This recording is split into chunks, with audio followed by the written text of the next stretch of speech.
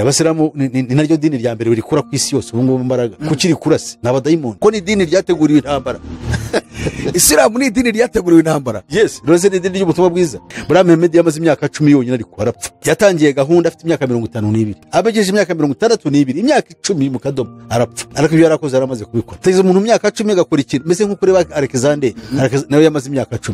Muri nawe yakoze imyaka 10 yonyine. Isi yose ingabo ze zifata isi zifata ubwarabu bwose. Yatangiriye Mecca arahunga ajya Medina akora igisirikare gikomeye. Arongera agafata Mecca arayigarura afata Arabia icyo bita the Arabian Peninsula arayigarura mu minsi mike. Afata za Iraq arazamuka afata za Jordania ajya muri Palestine yinjira muri Afrika afata za Egypt aragenda afata za Morocco ziriya zose na za Nigeria yambuka ivyo bita ngo n'umugezi n'icyo giza bita ngo Strait of Gibraltar afata Portugal na Espagne ageze mu Faransa yahure n'ishano ryitwa Charles de Hama kiramukubita kiramumenagura. Ubu ngubu none kiriho nuko abasilamu ngo ariyo dini rya mbere rikura ku isi kurenza Gatolika. Gatolika siri hehe? Gatolika babyaraga ntibakibyara ko ubundi yo ntivuga ubutumwa babyara no bagwiza.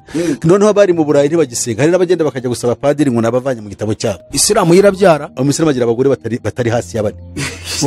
Kandi abantu babyaye bakaba abayisilamu babagomba kuba abayisilamu. Aravuga ngo umuco wa muntu we ubwe agengwa n'amahame y'ubwite bitewe nayo asanze ku bakurambere be. Ese mu mikorere ya muntu w'ubu kuki amahame ye asigaye ayagengerwa, asigaye yoborwa mu kubaho kwe? Amaso ye nta kireba, asigaye areberwa. Amatwi ye nta cyumva icyo we ashaka kumva, ahubwo asigaye yumvirwa akakira ibyo ahawe. Ese niko kugana kuri ya Mana twabwiwe? Kuko abantu benshi bagiye kuyobera muri iyo nzira. Ibyo batekereje, ibyo bizeye, ibyo bashyizeho ubwenge bwabo bwose bigiye kubahombera nk'ibombo ko rihombera mu ntoki z'umubumbyi. Ubuvumbuzi bw'ikinyejana cya 18 bwari ubwa dayimoni. Ibintu byo twavumbuye amamodoka gukora indege gukora ibiki byaje byihuta ntabwo nibwo byatangiye kandi byagiye byurirana nk'ibirutsi bicyarimwe. Bra Beyonce hari abantu banamuramya. Yes, baramuramya, abantu bifuza kugenda nawe, abantu bashaka abana bato bashaka kugenda nkuko agenda, uko yambara, ibyo akora bakabifata nkaho ari yonze. We nta makuru ufite. Bari abantu bose ni bikenya. Baba barafashe amasezerano yo kutaramba. Buri imyaka kurigeza kuri 60-55 ntabwo babyo. Bari babamara cyane. Barahisemo kuryoha kwisi gihe gito uzitondeye uzarebe ninde mu bucuranzi ugeze imyaka 70. Bano bacu babyifuza ntibazi ibyo ari byo. Burase Michael Jackson amafaranga yasize uzi yuko ntibazi ni yari. Nta kintu asiga inyuma ngo abantu bazavuze yuko ari umutungo yasize cyangwa umurage. Bura nk'igihugu nka Somalia buriya zirantambara bamuzabigishije. Igihugu cyarashwanyutse kimaze gucikamo ibice nka bitatu. Hari byo bita Portland, hari byo bita Somaliland na Somalia isanzwe. Biri igihugu kirashwanyuka bahora muri ibyo bintu. Babwirwa ibi bagira bate inzego zibafasha ngo bashyire inzego z'ubuyobozi zikongera bigashwanyuka baba bakiraho kazi imitwe nka Al-Shabaab nayo kazi kabatesha umutwe. Nta kintu gishya bashobora gukora byararangiye. Burasibera Cape Delgado abantu bagiye gushira kubera ngo hari gaze mbere yuko yaza bira ntabwo byari byahabaye. None ubu gaze yaraje none yaciye ibintu. Abafaransa nibo bayida nibo bayivoma ariko yicishije rubanda rura. None niyo wihaye wumva ari buzakorera Imana cyane. Imyaka 10 nubaza mfite imbaraga ngenda ko n'ubundi agenda nazamuka n'imisozi nanjye nawe. Ntacyo numva mfite n'imitsi ishobora kurya cyangwa ibyo ariko birakira. Kiri cyaka ubwenge bwanjye buracyari fresh. Ndasoma nkafata ariko icyo kwenda usaza seze nyuma y'imyaka 70 se zaba nkiga nabwo zabireba uzabisuzuma ngeze icyo gihe. Ese ibintu by'amateka tubyihoreye twe kwiga ibintu by'amateka tubivemo. Amateka tuzayiga nk'ubumenyi ariko atari kugira ngo aricyo yadufasha. Ntacyo yatwigisha ko we n'aya mateka yacu Ruganzu uko yabayeho uko rutarindwa yatwikiwe mu nzu ibyo ntacyo byahindura ko ntabwo ushobora kugarura birakimaze ko tubigira ibyatubayeho gusa ariko ntacyo byahindura muri gahunda mu mibereho yacu. Ariko yabibire yaduhindura kuko muri Kristo Yesu imbaraga z'umwuka wera zatuma dutsinda kugira ngo dukore ibyatuma tutazacirwaho iteka cyangwa tuzajya mu bihano by'Abisirayeli bagiyemo. Ahubwo hari ibindi yavuze umuriro uzaturuka mu ijuru ibimenyetso n'ibitangaza ngo mwese amahanga azababara abantu bazarama barebe mu ijuru bagira ubwoba. Hari igihe kizagera Umwami Yesu agarutse kutujyana iyo mu ijuru ati nimuze bana banjye.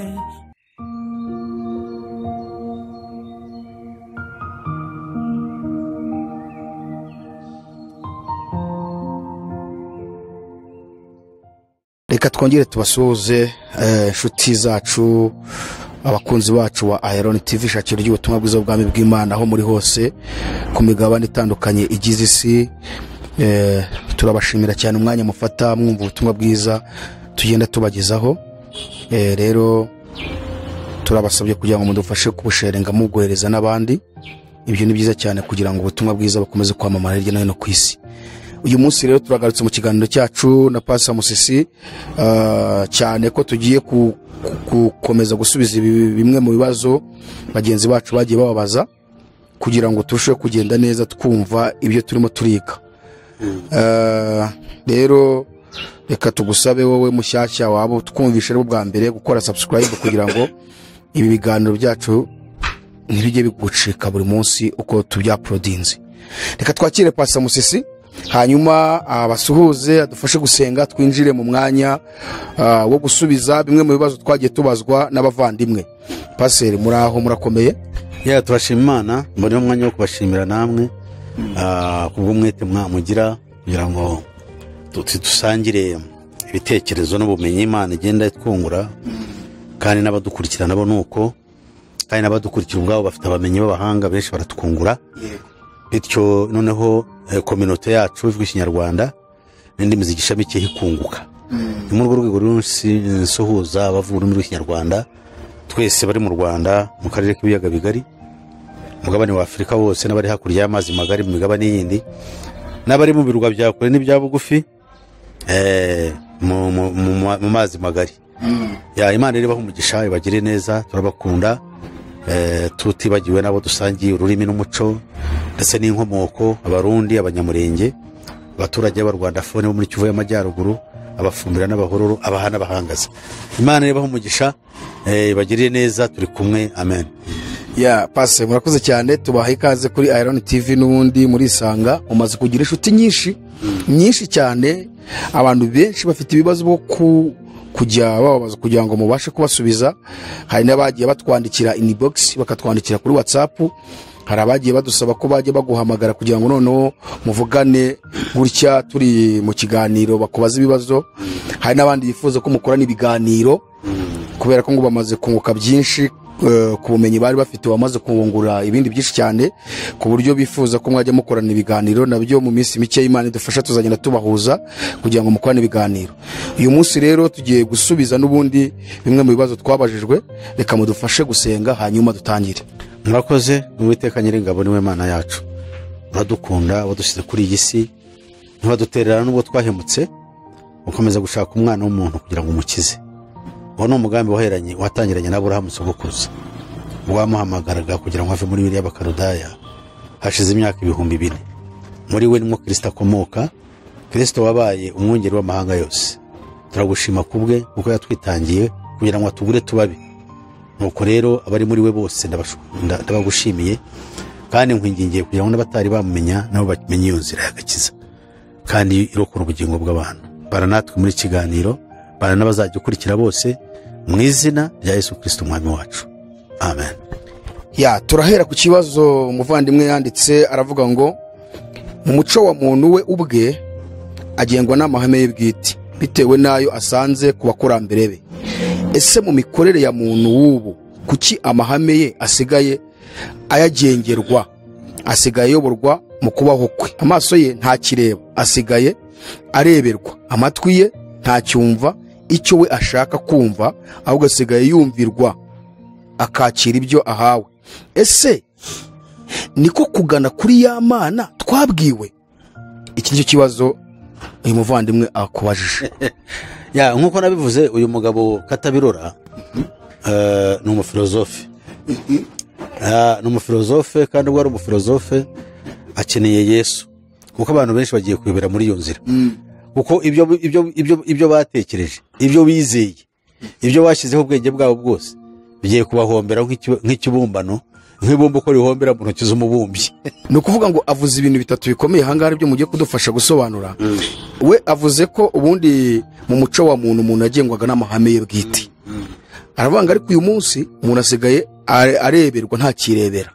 Icya kabiri ngo arumvirwa, ntabwo we yiyumvira, kandi ibyo arebewe n'ibyo yumviwe nibyo ashyira mu bikorwa. None ahitabaza ngo se ibyo byabari bihuye na kwa kugana ku Mana tujya tuvuga koko? Yes, nari maze kuvuga yuko ni ikibazo cy'abafilozofi, afite ubwenge no kuriya ibintu, noneho kandi byajya gupfa icyaha bakacyohereza ku Mana, bakagishyira ku Mana, kandi ibyo bintu sibyo byakabaye bikora muri kino gihe. No, unuvuga ngo ibintu byose Satani yamaze kubyangiza bahita babishyira ku Mana, bakariye bavuga yuko ari ifite ikibazo. Ni ukuvuga ngo ibibazo byafite ni iby'ubwenge cyane, kandi nibyo. Abantu b'iki gihe imitekerereze n'imyumvire yabo biratandukanye, ariko bijyanye na gahunda yatangiye cyane cyane nyuma y'intambara ya kabiri y'isi yose. aho hagiyeho amahame 7 ajyanye no kwigisha abantu, amahame 7 yo kwigisha umuntu uburyo bujyana imyumvire y'umuntu cyane cyane mu iyobokamana rye, ndetse n'ubwo we ukuntu ahindukira akimenya kuko muri we ahubwo hari mu Imana. Ibyo rero kikaba ari ikibazo, ariko cyane cyane ikibazo kijyanye n'ingingo ya 8 y'ingingo 10 mu ngingo 10 za Alice Bailey, umugirwakazi ukomeye washyizeho uburyo umuntu agomba guhindurwa mbere yuko yinjizwa mu cyitwa New World Order. Uwo muntu itangazamakuru ngo rizifashishwa uwo muntu kumuhindura kugira ngo abeho noneho icyo bita mindset, imyumvire yihinduke. Iyo ni rero kategori tugezemo. Twe ntabwo ababyeyi tukirera abana bacu, itangazamakuru niyo rira abana. So itangazamakuru bana ko bajya kuri televiziyo mu gitondo bukira, uko bagenda babaho, ibyo babona, ibyo badima yaringa, byose biri ku itangazamakuru, niyo bihindura n'uburere. Noneho iyo abantu bamaze kumera batyo, noneho kandi ukongera ugatangira ubafitiye undi mugambi, kubera ko bari batandukanyije na cya kindi cyakabaye ari kuko buryo uburere, umuco ni imbaraga utapfa gusenya. Iyo maze rero kuzisenya wifashe ba bantu ukabahindura, ukabaha ibintu bakakira ibintu bitari ukuri, cyane cyane ibyo wabahimbiye. None igihe kiragera wowe ugashaka kubashyira ku murongo wawe kandi bikakorohera. Ni muri urwo rwego rero icyo batubwira, icyo badukorera tucyakira, kandi mu kucyakira uko nguko dukora, aho abantu bakorera amakosa nuko babihuza n'Imana. Imana yaduhaye Kristo, iduha n'inzira yayo turayanga. None kuki tujya kuvuga tukavuga Imana? Ibyo bigaragaza gucanganyikirwa, kuko Imana twafashe umwanya wo kuyikurikira ngo tuyimenye. Abizeye Imana kandi bakayikurikira ntabwo bameze batyo, barakomeye kandi bakomeye kucyo bamenye. Ni nabo bazatsinda ibihe bigikomeye cyane tugiye kwinjiramo. Twarabitangiye ariko bagenda birushaho kuba bibi. N'ababikinisha baza igihe kiri hafi ngo bakanguke, kandi none bazakanguka n'igihe cyaratambutse. Noneho no kuvuga ngo iki, nuvuga ngo ikibazo cye avuza akantu nyine kumvikana kuki abantu batakiza uko twatekereza. Ubu ngubu uzarebe umwana w'imyaka 30 w'iki gihe, ubundi akabaye ari umugabo, umusore w'imyaka 30 ushanga atekereza nk'umwana w'imyaka 15, n'imyitwarire n'imivugire, arwana gukomeza kuba umwana, ntabwo ashishikajwe no kuba umugabo ngo agire ibitekerezo bya kigabo.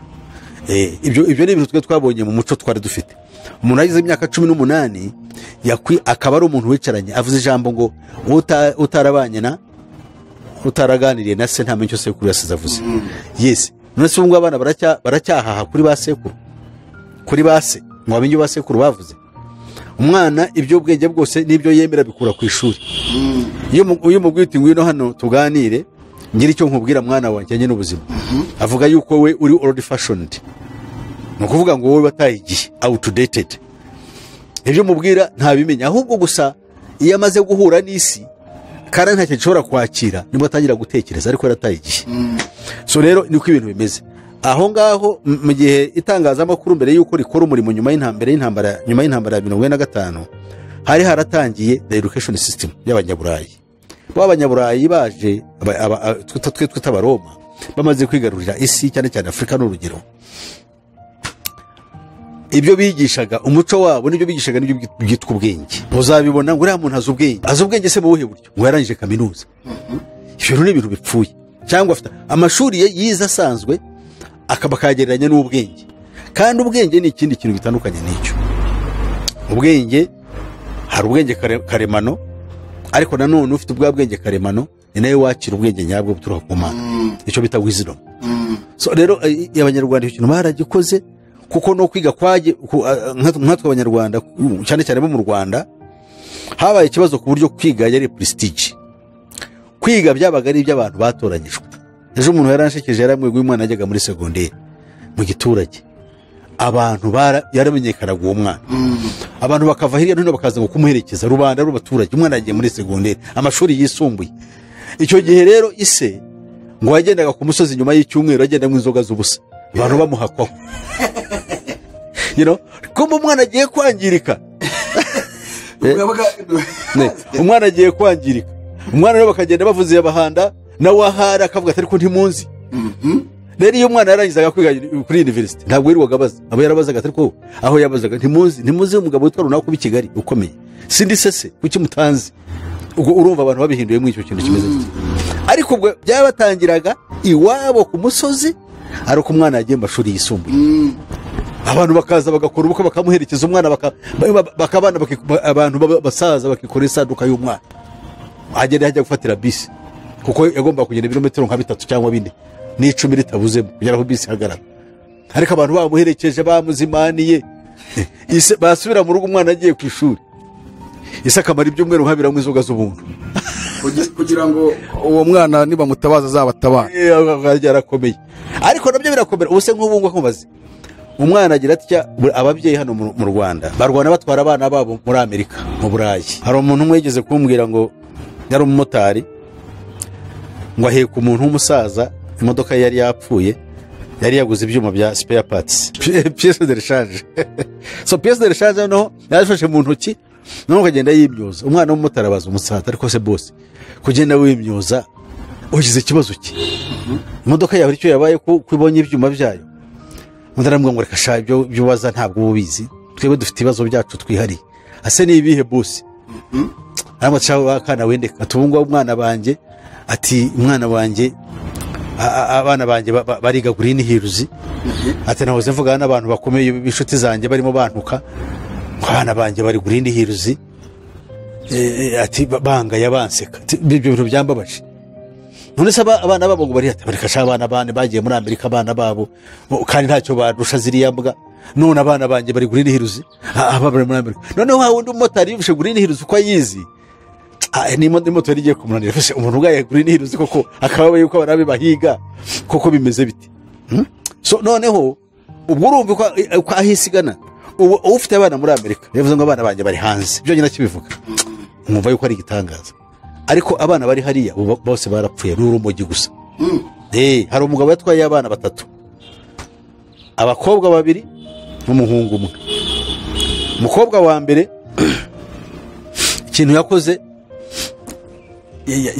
yaje kumwereka ubukwe amuzanira umukobwa mugenzi we musaza biramuyobera kandi nawe ni haba umuhungu wa kabiri we yinywera agatabi ngo byaranze undi mukobwa wakabaye wa gatatu we nta kindi kubera ko aramunaniye yibera mu bintu byo kuzerera gusa mbese yataye umutwe yarahirutse babandi bihinduza babandi ngo ari hafi no kwihinduza guhinduza igitsina so rero ibyo bintu bikaba ari ibintu bikomeye cyane abantu barimo birukanka mu batazi hanyuma Sebaste urabona waruvuze uti ahubwo ikimanuka n'umufilozofe yes ese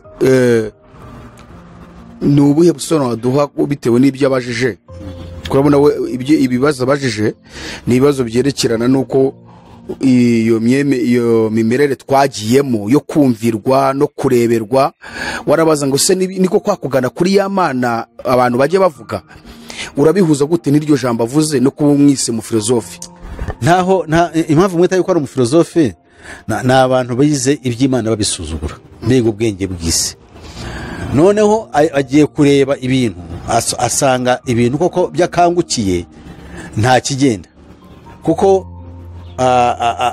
arareba ibintu byamuyobeye aravuga ajya kubona akabona abantu baratekererezwa abantu barareberwa abantu ibyo bumva nibyo bashaka yuko twumva ibyo tumenya n'ubu even nk'itangazamakuru buri itangazamakuru nyaryo batubwira ibyo bashaka ngo tumenye ntabwo batubwira ibyangombwa dukwiriye kumenya niyo mpamvu iyo tuvuze bimwe nk'ibi ngibi biyo tuvana mu bumenyi bwitwa stigmatized knowledge cyangwa stigmatized information biba bitandukanye na information cyangwa information isanzwe bitangaza abantu ahubwo bamwe bakanabituka abandi bakanadukwena cyane ariko ikibitera ni iki ni uko bahishwe ukuri bakabwirwa ikinyoma nibyo twita perception deception kubona ikintu kandi ari ikinyoma ukacyakira nk'ukuri noneho rero ubu ngubu we arabireba atangiye kubaza ngo ese iyo niyo mana noneho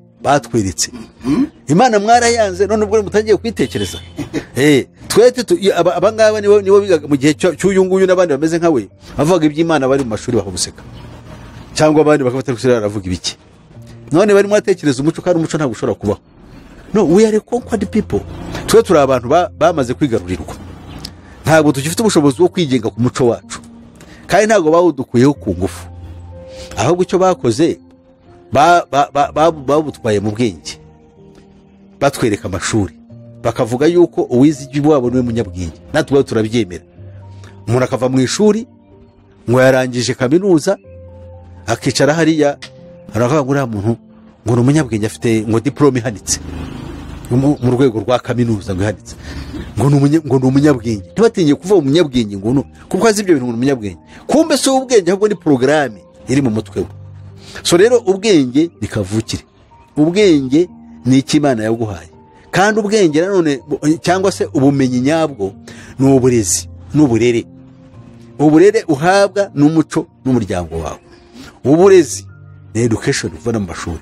Ariko uburezi ntabwo bukwiriye kuba hejuru y'uburere. Kuko uburere nibwo burimo umuntu cyo bita character. Shaping character y'umuntu. Kera nigeze kubona umuntu adusagarira nari umwana niga mu wa 5 we yiga mu wa 6 wa segonderi. Agenda kubita abantu none ndatangara. Umuntu uri mu wa 3 wa segonderi ko twumva yuko uri muri segonderi ari umuhanga. Ashobora gukora ibintu nka biriya. Kumbe niho natangiye nanjye kugenda nkanguka. Kuko icyo gihe wabaga ari muri segonderi mwaka wa 3 babaga ari bari gitangaza. Ari umuntu ariko akora ibintu by'ubugoryi ajya mu bintu by'urugomo ntatekerezaga. Ibyo bintu bintera ubwo. Nano wamenye yuko nari umwana muto w'imyaka 15. Niho namenye yuko ubwenge atari buriya twe dutekereza. So rero kubyerekeye iby'umuco yavugaga namenye ko umuco yavugaga utakiriho. Kandi ntabwo ushobora kuzaza. Bawutangiye kera bawurya. Umwanditsi w'umuhanga witwaga Francis Fanon mu gatabo ke yise The Wretched of the Earth yavuze amagambo akomeye. Yaravuze ngo abakoroni ngo batwaye ururimi rwacu baduha urwabo. Batwara umuco wacu ariko ntibaduha uwabo. Turavuga ururimi rwabo ariko ntabwo dufite umuco wabo. Nabo dufite umuco niba barawutwaye wacu kandi wabo ntibawuduhe ubwo dusigaye turi ikisi. Sigaye turi ibintu by'ibirahungo by'ibintagaza. Niyo mpamvu reba nko mu Burayi buriya nko muri za Amerika birabura buriya batwaye kera bacakara nta muco bakigira. Buriya nta muco. Baravuga icyongereza baravuga iki byose. N'ibindi bita ngo ni Creole n'ibindi ariko ntabwo bagifite umuco ntibanawugira. Kuko wakabaye umuco barawubatwaye. None pastor wari uvuze utuntu tubiri nitwo nigiyemo ibintu byinshi. Uravuze uti hari uburere hari n'uburezi. Uburere tubuhabwa n'ababyeyi. Uburezi tukabuhabwa n'ibyo bya education cyangwa se bya za leta ibyo bashyizeho byo kwiga uko isi imeze. None nk'ibyo bintu bivuze birahurira hehe n'icyo uyu muvandimwe Kimanuka yavuze? Ese uburere nibwo bushobora kutugeza kuyoboka Imana rizima cyangwa uburezi nibwo butugeza kuyoboka Imana rizima? Kimanuka arashaka guhuza ibidahurwa. Amaze gushoberwa mibera ku isi atangiye kubyitiranya n'Imana ngo batubwira ko bayumva yuko arasa nka yerekana yuko ukuri kwazi nuko ibyo badutegeka gukora ni babandi batuzaniye n'idini. Urumva hashaka kubihuriza nicyo kibazo cyafite buriya nakibona. Ibibazo dufite arashaka kuba ati aba bantu batugenga ni nabo bazana na rya dini. Ese n'iryo dini bashaka kutwereka ariko ntaho bihuriye. Nukuvuga ngo idini barifashe mpiri. Abaroma bigaruriye bakamana mu kinyejana cya 4 cyane cyane mu itangira ryacyo. Batangira bamaze kuryigarura nubwo banaryigaruriye ko ntibabishobora. Ahubwo bafashe ivuga butumwa ahubwo barivanga n'iyogeza muco ryabo byari shingiye kuramya ibigirwamana. Bakura muri rukiriziya ari igishushanyo cyabanje cy'inyamaswa ya mbere ngo yavuye mu nyanja. Kiriziya rero tegeka imyaka myinshi cyane yireba mu 1200 ariyo yonyine ariyo mucyo wonyine uhari ku isi. Rero ubwo ngubwo bagiye kuza ibyo batuzaniye se nibiki? Batuzaniye gusa ibintu bimeze biti, batuzaniye umuco w'iwabo. Pase none ubundi tugarutse gato hari ibintu bishaka kubaza. Itangazamakuru ryaje ryare kuko uburyo urivuga ubona nk'igikoresho cyaje vuba kandi kije gutwara ubwenge bw'abantu no kubambura imana kugira ngo ibitekerezo byabo bihinduke ryaje ryari? Ni nyuma y'intambara kabiri isi yose, ni iya mbere isi yose, ni ryari? Ikindi wari uvuze bansubiza icyo ngicyo. Itangazamakuru ntabwo ari ikintu cya kera. Itangazamakuru ryazanywe n'icyo bita the industrial revolution, ubuvumbuzi bw'ikinyejana cya 18. Haboneka za radiyo, haboneka za televiziyo, haboneka itangazamakuru ryanditse, cyane cyane yamaze kuvumburwa ibyo bita printing press, icyuma cya kindi gicapa impapuro. Ibitangazamakuru ryabonetse icyo bita modern information processes, nukuvuga media as we call it. Media harimo itangazamakuru ryanditse, itangazamakuru bita electronic nk'amateleviziyo, itangazamakuru cyane cyane rya electronic riteye ubwo barimo za televiziyo, za computer, abantu bose birirwa bareba utuntu dushekeje, TikTok, uduki, ugasanga abantu baduhererekanya. That type of information ni turangaza, ni information ipfuye, ni ubumenyi bupfuye butubaka umuntu, kuko bumuzana gusa ko ararangaye aseka, bumunezeza, ngo bumuruhura mu mutwe. Ntabwo umuntu yaremwe atyo. Umuntu yaremewe kugira ngo atekereze, anarushye. Anarushye. Umuntu yaremewe kugira ngo aruhe, hanyuma ashobore kugera avunikira ibyo ashobora kugeraho yatekereje. Urashingiye kuri rya jambo Imana abwiye Adamu se ngo uzarya wishywa kuye. None se ubwo ntabwo ndarishe ku ruhande. Ariko no mu itangazamakuru ba warushye. No, itangazamakuru ririho, wowe ubikora ni wowe uruha, ariko babandi bifidinga ntacyo urimo uri nka Sagihobora bacurangira. Abantu rero bakabura ubwenge. None pasi aba bakoroni uri muravuga, ese ubundi ibintu bakoze ntago ari ibintu byiza cyane?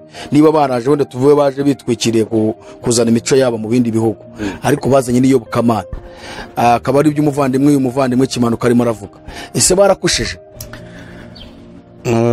Twebwe dushaka kuvuga ikintu cyose waha umuntu, njya mbivuga kenshi, icyiza cyose waha umuntu, ariko inyuma witwaje inkota yo kuza kumwica, ibya bintu ngo ushaka kwica ubukombara bwa gaza, kuko bazanye ibintu bigaragara yuko ari byiza, ariko ikintu cy'iyobokamana batuzaniye ntabwo cyari iyobokamana, ntabwo ari urufatiro rugakiza batuzaniye idini, kandi nabwo n'iryo turi mu madini. Ndetse bamaze kubizana, ubu ngubu nayo reba impamvu ahubwo barimo babirwanya ubwabo. Babirwanya mu buhe buryo? Barabona yuko none se nk'ubu ngubu bavuze ngo abadini bamaze kuba kajagari, bashaka kuvuga iki? Iyo ubonye bavuga hari amadini agomba gusigara azwi ngo afite yujuje ibyangombwa, urabona n'umugambi wateguwe kuzuza ibyangombwa. Se mu kuvuga Imana ni iki? Ni ibi inyubako, amakaro, ibyo ntabwo bijyanye n'ubutumwa bwiza. Yesu yaravuze ngo urusengero mureba rw'i Yerusalemu ngo ntabwo rizasigara rigeretse ku rindi.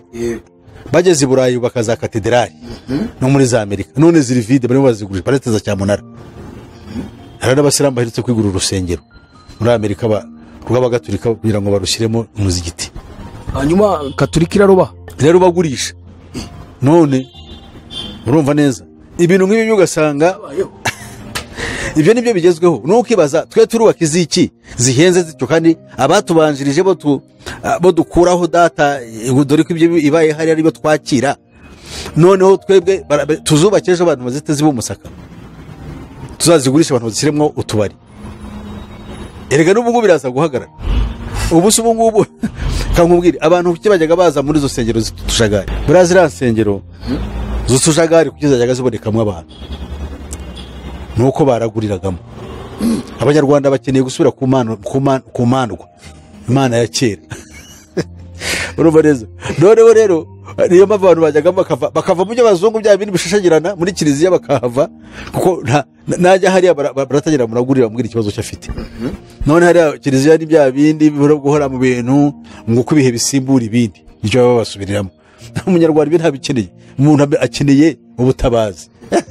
Kandi ubutabazi arabukura he? Ku Mana y'abasekuruza. Kandi muri kiliziya ntabwo batandukanye, ahubwo ni nk'agapira, umuntu atera agapira kakaguha nawe ukakamusubiza, niko bimera.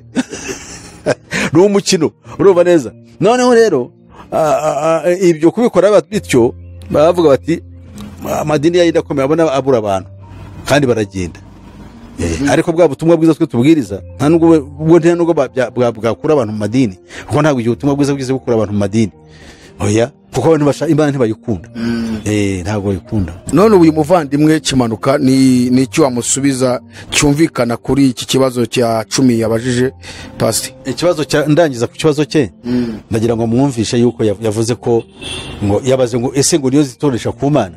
Mu ncamake iyo siyo zituganisha ku Mana, ahubwo ko akiriho afite amahirwe aresha cy'ukuntu yagaruka ku Mana. Nomero yanjye arayifite, azampamagare tubiganire no nk'umuntu kuri we. Mu yandi magambo ibya filozofi ababishyize hasi kuko nta nicyo bimumarira. Abafilozofi bose bagiye kumbirwa kuko Bibiliya bivuze kera. Pawulo yaravuze ngo n'umunyabwenge ari n'umwanditsi none ari hehe ku bintu bigiye gusubira urudubi abihanura bitari byabo ngo umuhanuzi w'iyi minsi w'iki gihe ari n'umunyabwenge w'iki gihe ari. Kubera icyo uvuze ko bigiye gusubira urudubi pasi? Nuko nyine filozofi igiye gutakaza agaciro. Ryari guti? Kuko abafilozofi bungu ubwenge bwabo bashobora kuba bavuga ko aho isigana ubu byabarenze. Kandi tugiye kujya mu gihe ubwenge busanzwe twize mu bitabo ntacyo bukimaze. Ubwenge bugiye guhaguruka bujye muri computer. Ubu ngubu computer ntabwo umuntu akimenya ikintu areba computer, ibintu byose rimwe bibiri niyabaza barafi no kwibaza icyo warariye kuko niba gisho narariye ni igiki. Noneho rero bagiye kukorohereza numara kwimenyera bazayimurije mu mutwe. Ibyo nibyo kiganiro twashyizeho ejo watanze none ngo ni imyaka 10 ngo mu myaka 10 ngo birabitangiye. Ese icyo ni ukuri pastor? Icyo ni ukuri nkurikije gahunda. Gahunda yo irakorwa ariko programme ntidasoho icyo gihe, ariko ntago yavuze ngo ntabwo ihari. Igena migambi ishobora kugira ntirigene ko byari biteganyijwe ariko kigamijwe ntikivaho. Ariko mu myaka 10-15 ibyo bizaba byabaye. Ariko se pastor mu byukuri ndagira ngo usobanure kubirebana n'itorero rya Kristo, kuko ibi ngibi tuba turi kuvuga ni ibintu bikomeye kandi abantu benshi badahaye agaciro. Itorero rya Kristo rihagaze rite? Ese ibi bintu bizabagiraho iye impact? Itorero rya Kristo ntacyo rizaba kuko biravuga ngo bahamagawe kandi batoranyijwe kandi bakiranutse abo ngabo kandi bari kumwe na Kristo bazanesha inyamaswa. Abo nibo bazayinesha kandi kuyinesha si ukundi suko wenda bazakomeza bashobora no gupfa bakabura ubuzima, ariko nibo bazabona ubugingo. Ko gupfa k'umubiri ntabwo ariyo rangira ry'umuntu. Hanyuma ukaba ugaragaje ko filozofi y'uyu muvandimwe Kimanuka n'abandi bose bagiye bayiga igiye kurangizwa igapfa ubusa biturutse ku birebana n'ikoranabuhanga. Yes, nuvuga ngo iriya filozofi yari inzira yo kuyobya abantu kugira ngo bayigenderemo ikizagere izaba itaye agaciro basigare bari aho badafite aho bahungira kuko barabeshywe. Muri Kristo honyine niyo nzira yonyine y'agakiza. Yes. Ubwo yabyumvise Kimanuka filozofi buyiretse ubanze ushaka Imana uhamagare pasiteri muvugane kandi kuko Imana yayiziho byinshi yagiye byagufasha. Katuye ku kibazo cya 11. Ikibazo cya 11 kiravuga ngo amateka twigisha iki koko mutabeshyi? Abahanga baravuze bati tazi iyo ava ntamenye yajya, utaganiriye na se ntamenye isekuru yasize avuze. Ese twebwe ubwacu turiyizi? Ndavuga twe tuvuga ururimi twise urw'ikinyarwanda. Ndababwiza ukuri ko nituramuka twimenye nyabyo tuzarasirwa n'umucyo ubuziraherezo. Arabaza se cyangwa aratanga? Urumva banje kubaza reka asa nk'ushubije. Ndababwiza ukuri ko nuko yashyizeho kano kantu ko kubaza yaribeshye. We aravuga ngo niturambika tugeze tumenye umucyo, ngo ndababwiza ukuri ko urumva yavuze arashimangiye nituramuka twimenye nyabyo tuzarasirwa n'umucyo ubuziraherezo. Uyu muntu ari mu kaga gakomeye cyane. Ibi ngibi bijyanye nimwe mu myigishirize ihamya yuko twebwe ubwenge Kristo yari afite nayo tubuvukana. Burya hari imvugo ivuga ngo dufite icyo twita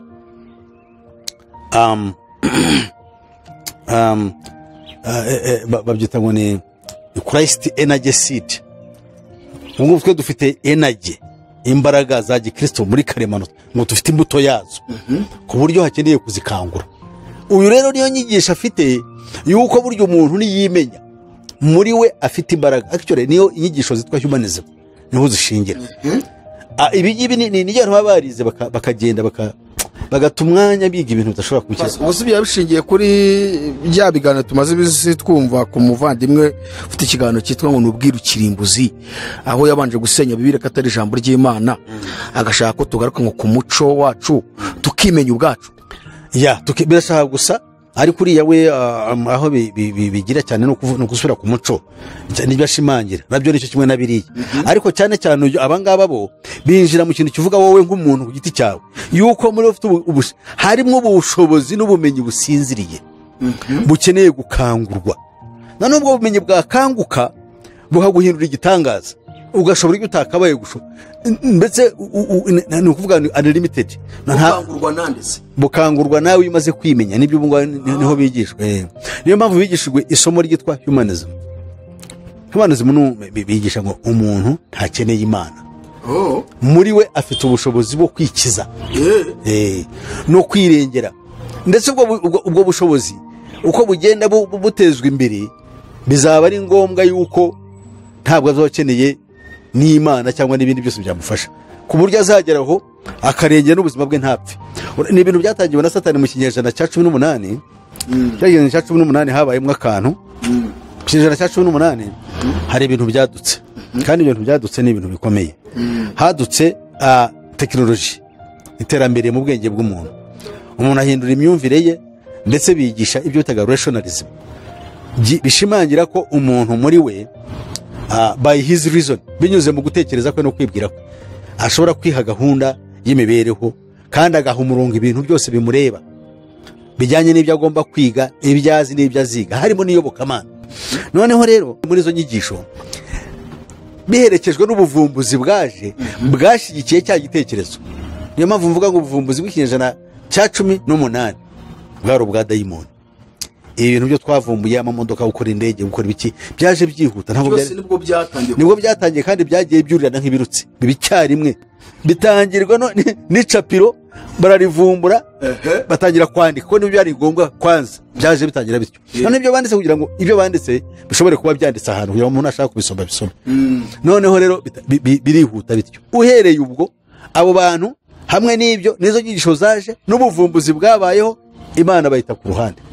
Bavuga yuko nta kintu kimaze, cyane cyane kuko hariho imyizerere ya kera kandi itageze yigishwa na Bibiliya.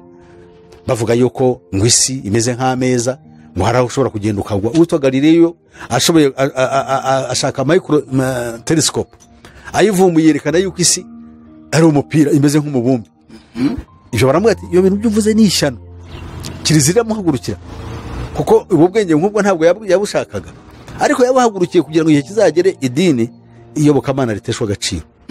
Yes, buriya niko Satani akora. Pasihangane gato nkubaze, none se ubundi koko isi si umubumbe nkuko n'ubundi batwishe berekana ko isi ari umubumbe ariko uzenguruka izuba? Bavuga ko izuba ritajya rigenda, ahubwo isi rizenguruka izuba. Icyo kintu bavumbuye ntago ari ukuri. Kera ntabwo bemeraga batyo, bemeraga yuko isi imeze nk'ameza iri flat, ushobora kugenda ukagira ute, ukagera aho igarukira ukarokera ukagwa mu rwina. Galileo araza avuga ikintu gikomeye, avuga ati ibyo twabonye burya sibyo, isi ni umubumbe kandi ibyo nibyo. Noneho rero Kiliziya iramuhiga, kuko yo ntabwo ariko yigisha, yari yarigishije, kandi ibyo yigishaga ibyo ntabwo biri muri Bibiliya. Ntaho Bibiliya yigeze ivuga ityo, ahubwo biriya mpamvu Bibiliya avuga ngo niwe waremye isi. Yobu niko avuga ngo niwe waremye isi, uyishyira mu kirere idashyikiwe n'inkingi. Ubwo nibwo Imana yavuze, ariko batangira kubitekereza ukundi. Noneho rero muri make yandi magambo urahamya ukanemeza ibyo muntu wavumbuye icyo kintu ari ukuri. Yaravumbuye nyine byari ukuri, byari ukuri, ariko ntabwo byagomba kuvanaho icyo Imana yavuze, ahubwo wigishije ibyo Imana yari yaravuze. Imana yari yaravuze kera yuko isi ari umubumbe. Noneho rero ni ukuvuga ngo ibyo bintu Kiliziya birwanyije iza gutsindwa, bizagaragara ko kuri. Ibyo bikongera gushimangira yuko iyobokamana ribeshya, kuko ryarwanyije umuntu w'umuhanga, none araritahuye, tangiye kumurwanya. Noneho iyo myumvire igenda izityo, ku buryo bageze nabo bavuga ngo biriya bintu by'Imana ni ibinyoma, n'ubundi hariyo tuzagira twaba tutakeneye Imana. None bakavuga ngo ahubwo umuntu muri we nimwo hari agakiza, nimwo hari umucyo. Ubundi umucyo ni Kristo. None uyu ngo yaravuze ngo nitwitahura tukamenya abo turi bo, umucyo nyawo nibwo urazaturasira. urumva rero ni ikibazo. Urumva hagana se iyo myemerere afite urumva adapfuye.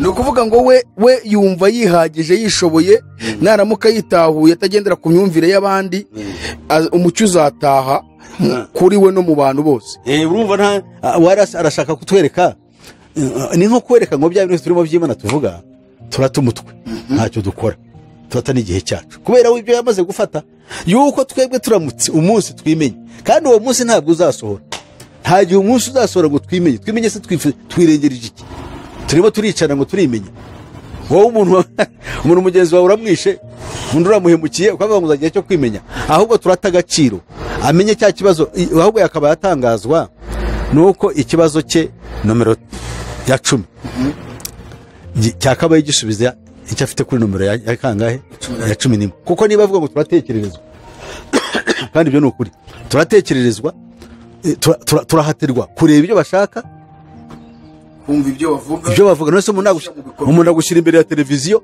agashyiraho ibyo ashaka wajya ku yindi sheni ugasanga nibyo biriho wajya hano arashaka bya bindi kuba ari byo umenya niyo mpamvu twebwe abasaza za televiziyo tuzivaho ko nta kikumariye ariko abana bato bazikuriyeho barezi wa muco barawe n'ubundi ntabwo bategetinga twebwe baratagitinga abana bana bakure bareba televiziyo uko yakayibayeho uko yakagize ubwenge bwe bugendera aho ngaho ni ibyo bashaka rero kugira ngo turebe ibyo bashaka no kumva nibajya kutuzanira itangazamakuru baratuzanira ibyabo arakubwira ko icyamamare runaka bamafoto ye yambaye ubusa wirirwa ureba ibyo ngo icyamamare yambaye ubusa ngo zirebe icyamamare kigezweho ngo kidaseka umuntu yaguheneye ngo icyamamare runaka ngo cyane no ukibaza kandi ibintu by'abana bareba kandi baracyadimayaringa baramukurikira hari umuntu wambwiye ejo ngo Beyonce hari abantu banamuramya baramuramya abantu bifuza kugenda nawe abantu bashaka abana bato bashaka kugenda nk'uko agenda uko yambara ibyo akora bakabifata nk'aho ari yo nzira. Beyonce nanjye icyo nacyumviseho pasi nacyumviseho ko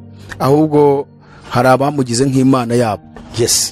Kanye West yanditse Bibiliya abantu baragenda bakora ibi and those guys kandi bari abantu zitone naho kutanona amakuru we nta makuru ufite bari abantu bose ni bikenya baba barafashe amasezerano yo kutaramba buri imyaka kurigeza kuri 60-55 ntabwo biba byoroshye ahita apfa abenshi niyo masezerano bari babamara cyane barahisemo kuryoha kwisi igihe gito agapfa bicwa n'iki bicwa n'isezerano niruje bakenya baba basezeranye na Satani binyuze muri Illuminati bari barakenyuka cyane bari bose buri bagiye Michael Jackson bande uzitondeye uzarebe ninde mu bucuranzi ugeze imyaka 70 bano bacu babyifuza ntibazi ibyo ari byo kwamamara biriya ntabwo birabakenya Satani bamwe hari umuntu umwe ndaza kubikubwira nitonze umuntu umwe yabimbwiye hari ibyo basaba hari abasaba ibitambo wenda agatanga umwana cyangwa undi muntu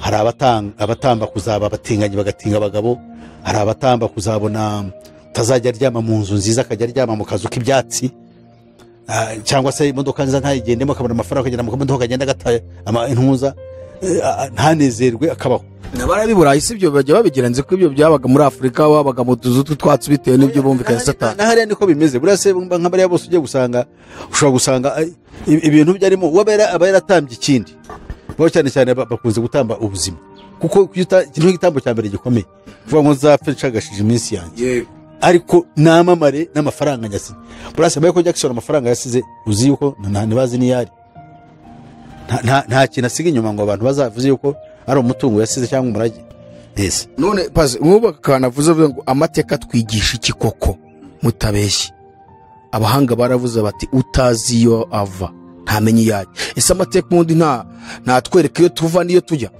amateka agirwa n'abantu bigenga bariho ntabwo agirwa n'abapfuye amateka wavuga uyu amateka twebwe twese twaciye mu mateka amateka mabi twaciye bose twashobora kuyipakururamo kandi ari inzira twatoje ariyo nzira tugomba kunyuramo izi ntambara zose bakora se twigisha iki ibyago se tubamo bitwigisha iki ntabwo bitwigisha kuko bya byago nibwo buzima ntabwo bitwigisha kugira ngo bya bintu tuvuge ngo ntibizasubira kuko byatwigishije oya ahubwo tugomba kwakira yuko ariyo nzira yadushyiriweho y'iminsi yose tuzabaho tukiriho niyo mpamvu rero ibihugu nka buriya se kamwe nk'urugero buriya nk'igihugu nka Somalia buriya ziriya ntambara baba zabigishije oya nawe te bavuma ni bamwe. Igihugu cyarashwanyutse kimaze gucikamo ibice nka bitatu, hari ibyo bita Portland, hari ibyo bita Somaliland na Somalia isanzwe. Biri igihugu kirashwanyuka, bahora muri ibyo bintu, babwirwa ibi bagira bate, inzego zibafasha ngo bashyire inzego z'ubuyobozi zikongera bigashwanyuka, baba bashyiraho kazi imitwe nka Al-Shabaab nayo ikazi kabatesha umutwe. Na burase baracyavuga ngo niki wambwira cy'amateka kibigisha? No, nta kintu gishya bashobora gukora, byararangiye. Ariko ubanza Somalia hari igihugu gifite ubutunzi bwinshi, kuki yahoramo intambara? Urugero je nkuhaye naha n'ibindi birahari, ntabwo najya muri byinshi. Je nkuhaye urwo rugero washakira n'ahandi wacu n'ahandi no hakurya, ingero ni nyinshi naho rutari. Somalia nta butunzi ifite, cyakora ubu ngubu hari gaze na peteroli basanze hariya ku rubi rwayo na ku nyanja, mbese amazi ya rero barimo barashaka kuyarwanira na Kenya. Buriya birose baba barabipakiye, Kenya ikavuga ngo aho ngaho ni ruhande rwacu, Somalia tangwa ni iwacu kuko habonetse amazi, amavuta, essence, kandi essence si yabo, nubwo yahaboneka se ari cyo bamarira. None se bayicukuriye n'ubundi kwicurwa na bene yo. Burasibera Cape Delgado abantu bagiye gushira kubera iki? Ngo hari gaze mbere yuko yaza bira ntabwo byari byahabaye. None ubu gaze yaraje, none yaciye ibintu. Abafaransa nibo bayidaha, nibo bayivoma, ariko yicishije rubanda rura. Ariko pasi wenda mu gusoza nk'akantu nakubaza, Yesu mu bintu yagiye agaragaza kenshi yavuze ko mu bimwe mu bizaranga kugaruka ko azavamo intambara n'imuhaza intambara, kandi turazibona hirya no hino, haba muri Afrika no mu bihugu by'Uburayi, baprito no muri ibyo bihugu bya Aziya bindi n'ibindi bihugu byo hirya mu Burusiya. Icyo shaka kuvuga ni iki ngiki, ese yaba ari ibingibi Yesu yavuze bimo birasohora nize ntambara yahanuye n'ibyo bimo kuba n'ibyo byose tuvugana za Somalia? Yes, ibyo ni bimwe muri byo. Ahubwo hari ibindi yavuze, umuriro uzaturuka mu ijuru, ibimenyetso n'ibitangaza ngo mwese amahanga azababara, abantu bazarama barebe mu ijuru bagira ubwoba kubera ibizahabera. None se ni mu ijuru ri? Ijuru areba hejuru hano hejuru yacu mu kirere. Hejuru se ko tubona ari kirere nyine, hari ibindi biri kuvayo? Ntabwo avuga mu ijuru ry'Imana, aravuga hano aho tureba twitaye. Nanjye ndavuga iki kirere, hari ibindi turi kubona bivayo by'imiriro. Bizaza cyo gihe niho tujya. Nuvuga ngo ubu ngubu turi muri process yo kugenda tubona ibintu yahanuye bigenda bisohora. Inzara, nasohoza yuko inzara izaba ku isi. Inzara ubusizara ahubwo yaterewe nuko Imana yaduhemukiye, ikaba ubutaka bwacu yaraburumbije. No way, nitwebwe ni human action. Hanyuma iyo urebye ukitegereza ubona ibyihe bizigera bishira mu isi, kandi ibihe impamvu bigomba kubaho ari ya ntambara ya gatatu nababwiye. Iyo ntambara ya gatatu yarateganyijwe ishingiye ku madini. Uzareba ibyihe akenshi birakora bifashishije idini. Ntabwo rero bishobora kuzarangira, iyo ntambara igomba gukomeza kugera naho abakristo bafatanyije n'abayahudi bazarwanya abasilamu nabo bifatanyije n'andi madini y'Uburasirazuba nabo bange abakristo. Ngo n'ibyo bya Somalia bizajyayo, za Al-Shabaab zitwabonaga za Boko Haram zo muri Nigeria, biriya nose mu Burayi ntibihariyo, ntabwo biriyo. Ntabwo bumva bano bibyihebe mu Budage hehe mu Bufaransa ntibarasha amazu ntibakoze iki. Muri wita ngo ni hajya ni Etienne Budo, umwe wari umwanditsi ibintu bamwishe kwashushanyije Muhammad. Abasilamu ni naryo dini rya mbere rikura ku isi yose ubu ngubu mbaraga, kukiri kurase n'abadayimoni. Abisilamu n'abadayimoni ndavuze kukiri kura cyane kurusha andi madini. N'abadayimoni se, abadayimoni bahanga ku bantu kugira ngo barijyemo, ko ni dini ryateguriwe intambara. Isilamu ni idini ryateguriwe intambara. Yes, rose ni idini ry'ubutumwa bwiza, ntabwo ari ubutumwa bwiza bw'agakiza.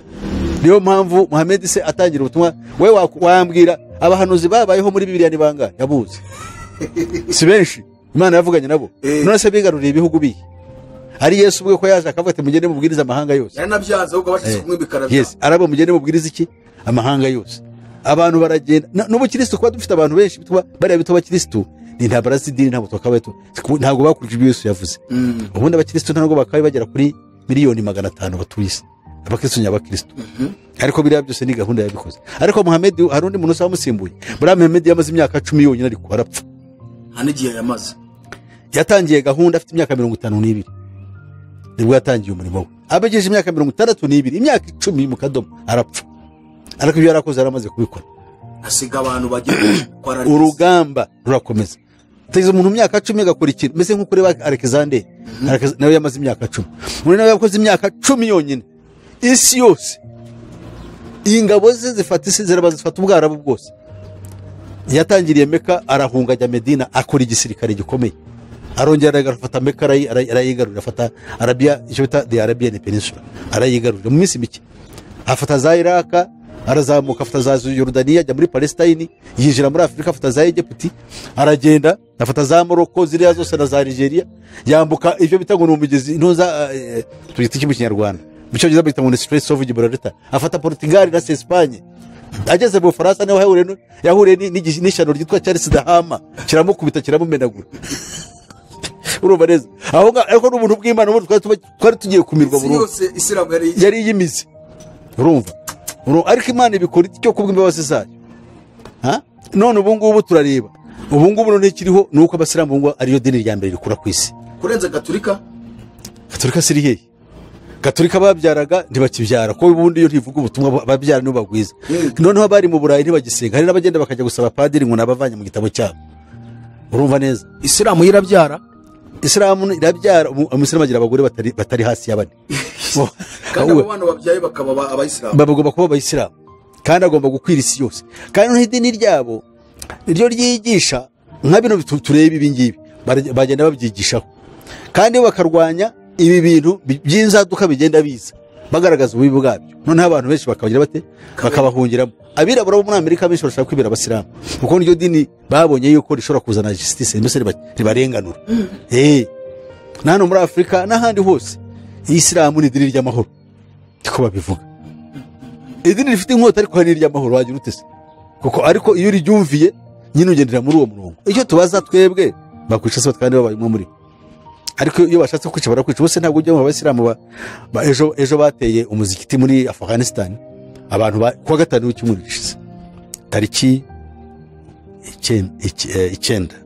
tariki 8 zo kwa 10 ko kino kiganiro uzakibona hashize icyumweru wenda namenye tariki 8 zo kwa 10 2021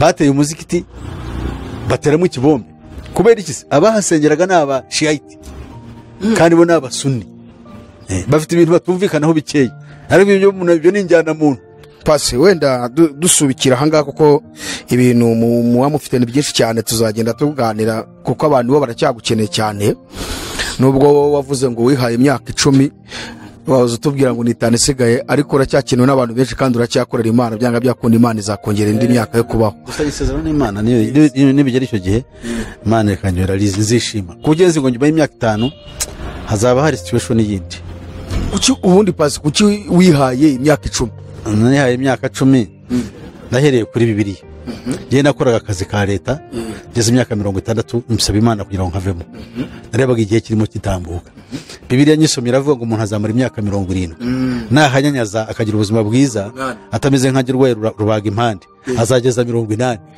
noneho rero ubu ngubu 70 ndayibura 5 none niyo wihaye wumva ari buzakorera Imana cyane imyaka 10 nubanza mfite imbaraga ngenda ko n'ubundi agenda nazamuka n'imisozi nanjye nawe ntacyo numva mfite nani imitsi ishobora kurya cyangwa ibyo ariko birakira nkagenda ikiri cyaka ubwenge bwanjye buracyari fresh ndasoma nkafata ariko iyo kwenda usaza seze nyuma y'imyaka 70 sinzaba nkiga nabwo nzabireba uzabisuzuma ngeze icyo gihe reka twizere ko uzaba ugihari kandi na 80 uzayigezamo kandi uzaba ugikorera Imana amina so rero murakoze hanyuma mu gusoza tugarutse kuri iki kibazo n'ubundi twari turi mu gusorezaho cya kimanuka yavuze ngo amateka twigisha iki ese pasi ko numvishe nawe amateka ugaragaje ko nta gaciro afite ko hari igihe batwigisha n'ibintu bidafite agaciro byarangiye by'abantu bagiye bapfa ese ibintu by'amateka tubyihoreye twe kwiga ibintu by'amateka tubivemo amateka tuzayiga nk'ubumenyi ariko atari kugira ngo ari cyo yadufasha ntacyo yatwigisha kuko we sanse yavugiyemo yavuze ko ibyo byatubayeho bitwigisha iyo twikosore twebwe tuzayiga nk'ibyabaye nkuko umuntu yiga ibyabaye ariko atagamije kuvuga ngo biriya byabaye byamwigisha cyakora amateka ya Bibiliya abakristo afite cyabamariye kuko abatubanjirije ndavuga abayuda n'abisirayeli muri rusange ibyababayeho byatugenewe kugira ngo bizatubere akabarori ubwo rero niyo dufitiye akamaro n'aya mateka yacu Ruganzu uko yabayeho uko Rutarindwa yatwikiwe mu nzu ibyo ntacyo byahindura ko ntabwo ushobora kugarura iyo birakimaze ko tubiga ibyatubayeho gusa ariko ntacyo byahindura muri gahunda mu mibereho yacu ariko ya Bibiliya yaduhindura kuko muri Kristo Yesu imbaraga z'umwuka wera zatuma dutsinda kugira ngo dukore ibyatuma tutazacirwaho iteka cyangwa tuzajya mu bihano by'Abisirayeli bagiyemo kugira ngo tutazajyabwaho n'umujinya w'Imana. Pasi murakoze cyane ku bw'ikiganiro cyiza tugiranye musubiza ibibazo ku bavandimwe baragiye bandika, hanyuma mwadufasha gusenga kandi ko Imana izagenda idufasha tuzagenda dusubiza buri wese. Imana ibahe umugisha. Murakoze, Imana ibagirire neza. Ndanezerewe kubw'uyu munsi mwiza. Reka noneho mbere yuko dusenga tubwira abacu abafite ikibazo kuri kiganiro ku ruhande rwanjye bashobora kwandika muri comments, nabyo ni byiza yuko tubibona, ariko cyane cyane wafite ikintu tuma ashaka kugira icyamenya vuba yahamagara kuri telefone nomero 0788 50 60 76, kandi iyo telefone iri kuri WhatsApp. Arabanyohereza ibibazo byo kuri WhatsApp nubwo bitinda kubera abantu benshi bafite, ariko igihe kiragera nkabageraho kandi nkabasubiza nezerewe. Abandi rero bashobora muri diaspora no gushyira akamenyetso ko guteranya gashyiraho 250 noneho 788 50 60 76. Imana rero mu ijuru baho umugisha nibagirire neza. Naho butaha kadusenge. Mana yacu dukunda kandi tukaba tugukunda kuko ariko niryo tegeko twahawe, ariko tukarishobozwa kubw'umwuka w'Imana none twahawe. Turagushima, turagukunda ko niba dukunze kandi urukundo rwawe rurarengereye cyane.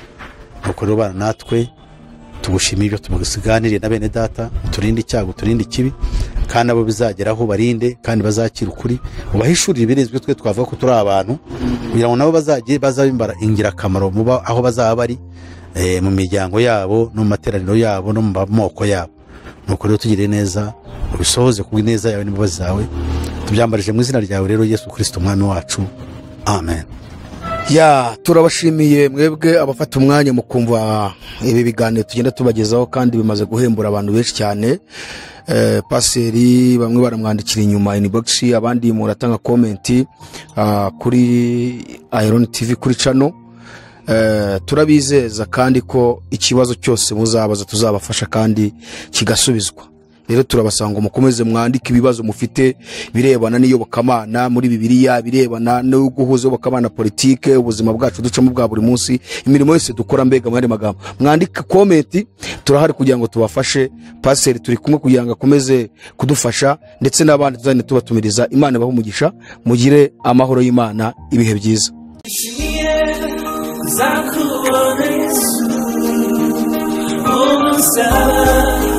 Garutse kujyana ubuzaba